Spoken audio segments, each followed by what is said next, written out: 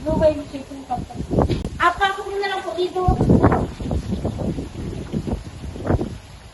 Pakipirma na lang po for proof that you receive already the product. Sige po.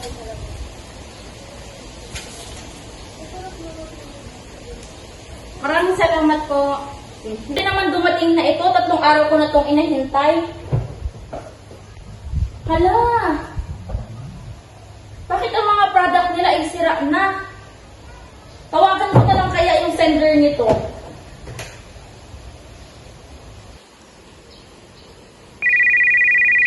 Hello po, good morning. This is Angel Giladera po. Na-receive ko na po yung product ninyo na pinadala sa akin ng Blue Wave Shipping Company.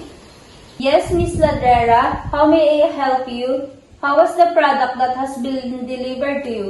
Is there any problem? Yes po, na-receive ko na po yung product. Kaso lang ma'am, may problema. Na-receive ko po yung product, nasira na po yung mga product natin. Almost 250,000 po yon. Malaking lugi yun sa akin. Ano po kaya pwede natin gawin dito? Yes, ma'am. I will address this to the shipping company and I will call them immediately. Hello, is this Blue Wave Shipping Company? Yes ma'am, good day. This is Blue Wave Shipping Company. Is there any problem? Miss Angela Drera from the Philippines has a complaint about her product that can no longer be used and it's already rotten and it's worth of 250,000 pesos. Sorry ma'am, but it's no longer beyond our control. Magandang araw po sa lahat ng ating manonood. Ang ating compliant po ngayong araw ay nakatanggap daw ng mga bulok na produkto na dahilan ng isang shipping company. Ipatawag po natin sila Miss Ladrera at Miss Laurel para sa problemang ito. Magandang araw po mga ma'am. Maaari niyo po bang sabihin ang inyong problema? Magandang araw po. Ako po si Angel Giladrera. Noong March 16 po, na-receive ko po yung package na order ko kila Miss Honey. So, dumating po siya noong March 11, pero sira na po yung product. So, yung product po na binili ko, binayaran ko po kasi yun. Una po yung bayad nun. 250,000 po. Sobrang laki nun, ma'am. Kaya, yung dumating yung product, sobrang laking losses kasi hindi ko na siya magagamit dahil sira na po yung product. So, tumawag po ako sa sender namin, kila Miss Honey, kung ano pong action ang gagawin namin doon. Kasi sobrang laking pera yung nawala sa akin.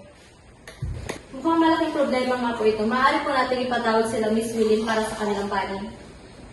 Maaari po ba namin marinig ang inyong side, Miss Ilkana? Yes, ma'am. Before po namin deliver yung product, chinek po namin yun, okay naman siya. So, hindi na namin control kung bakit sira yung dumating kay Miss Ladrera. Ako pinadala sa iyo yung product, sinabi ko na perishable yun. So, ikaw yung mas may responsibilidad na panatilihing fresh yung mga product para mas ma-deliver ko na mas maayos. So, ikaw yung mas responsibilidad sa pagkalugi ng negosyo ni Miss Angel Ladrera. Hindi ko responsibilidad na kunan kung anong nawala kay Miss Ladrera. So, yung ano lang namin doon is yung ma-deliver, which is ma-deliver naman kay Miss Ladrera. Kung ano yung nawala sa kanya, hindi na namin yun responsibility. Upang maliwanagan po ang lahat sa problemang ito, tinatawagan natin ang aming private attorney na si Attorney Evangelista. Magandang umaga po sa lahat ng manonood. Ako po si Attorney Evangelista. Tungkol po sa problemang ito, Miss Elicana will be held liable for this issue. Ito po ay under the Contract Law and Transportation Law. And it may apply po sa Civil Code of the Philippines Republic Act No. 386 that governs the obligations and contracts. Kasama po ang responsibilidad ng carriers na i-deliver ang mga products sa maayos na kalagayan. Like Article 1170, which is liability for negligence, and Article 1733 for extraordinary diligence required of common carriers or particular relevance. Maaari po natin tawagan si Ms. Cantillo para sa kontratang pepirmahan ni Ms. Elicana.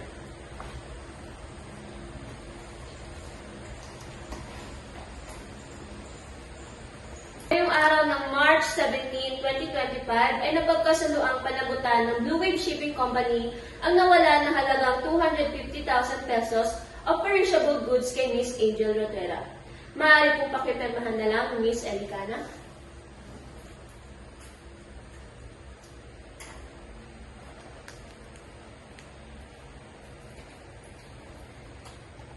Maraming salamat po.